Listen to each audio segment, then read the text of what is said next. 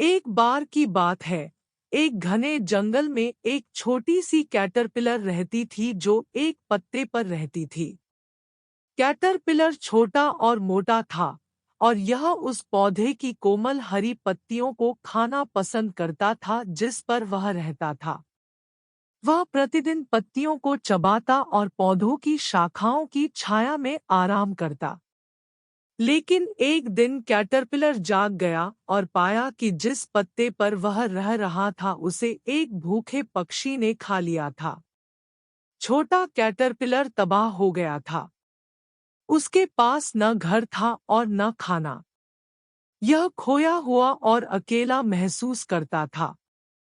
लेकिन फिर छोटे कैटरपिलर को कुछ याद आया जो उसकी माँ ने उसे बताया था जब वह सिर्फ एक छोटा अंडा था। उसने कहा था कि एक दिन वह एक सुंदर तितली में बदल जाएगी और उड़कर दूर देशों में चली जाएगी। छोटा कैटरपिलर जानता था कि यह अपने बड़े साहसिक कार्य को शुरू करने का समय था। इसलिए यह एक नया घर और भोजन खोजने की यात्रा पर निकल पड़ा। छोटा कैटरपिलर जमीन पर रेंगता हुआ, लाठी और पत्थरों पर, मिट्टी और घास के माध्यम से, और बड़े और छोटे सभी प्रकार के जीवों को पार कर गया। इसने चींटियों को भागते हुए, मधुमक्खियों को भिनभिनाते और पेड़ों में पक्षियों को चहचहाते देखा। लेकिन नन्हा कैटरपिलर अपने भाग्य को खोजने के लिए दृढ़ संकल्पित होकर आगे बढ़ता रहा।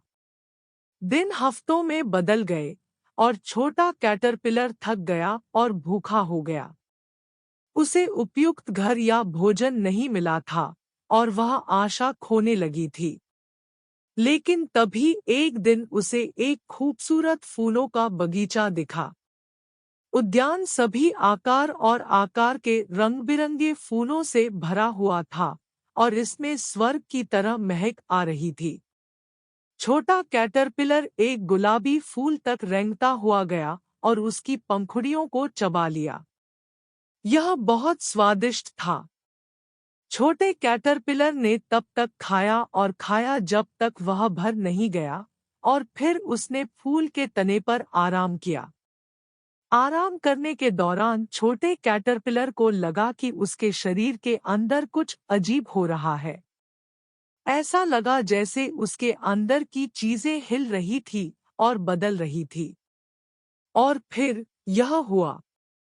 छोटे कैटरपिलर ने अपने शरीर में एक झुनझुनी सनसनी महसूस की, और वह जानता था कि यह उसके कायापलट से गुजरने का समय था।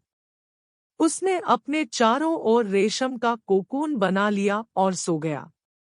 दिन हफ्तों में बदल गए और छोटा कैटरपिलर अपने कोकून के अंदर ही रह गया।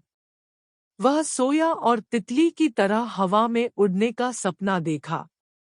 और फिर एक दिन उसे अपने शरीर में एक और अजीब सी अनुभूति हुई।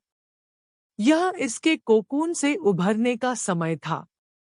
छोटे कैटरपिलर ने धक्का दिया और तब तक धक्का दिया जब तक कि कोकून खुल नहीं गया और यह एक सुंदर तितली के रूप में उभरा। उसके पंख जीवंत और रंगीन थे और वे धूप में चमकते थे। छोटे कैटरपिलर ने आखिरकार अपनी नियति हासिल कर ली थी। तितली ने अपने पंख फैलाए और आकाश में उड़ गई। यह फूलों के बगीचे, पेड़ों और पहाड़ियों के ऊपर से उड़ गया। इसने दुनिया को बिल्कुल नए नजरिए से देखा और यह स्वतंत्र महसूस किया। जैसे ही वह उड़ गया, तितली को वह छोटा कैटरपिलर याद आया जो वह हुआ करता था। इसने संघर्षों और कठिनाइयों को याद किया और इसने जो हासिल किया उस पर गर्व महसूस किया। अब वह सुंदर तितली बनने के लिए एक बड़े साहसिक कार्य से गुजरी थी। और इसलिए तितली ने उड़ना जारी रखा, नई भूमि की खोज की और नए अजूबों की खोज की। यह उस छोटे से कैटरपिलर को कभी नहीं भूला जो यह हुआ करता था, और यह हमेशा उन पाठों को याद रखता था जो उसने रास्ते में सीखे थे। छोटे कैटरपिलर के बड़े साहसिक कार्य ने उसे उसकी असली नियति तक पहुंचा दिया था और वह एक सुंदर तितली बन गई थी।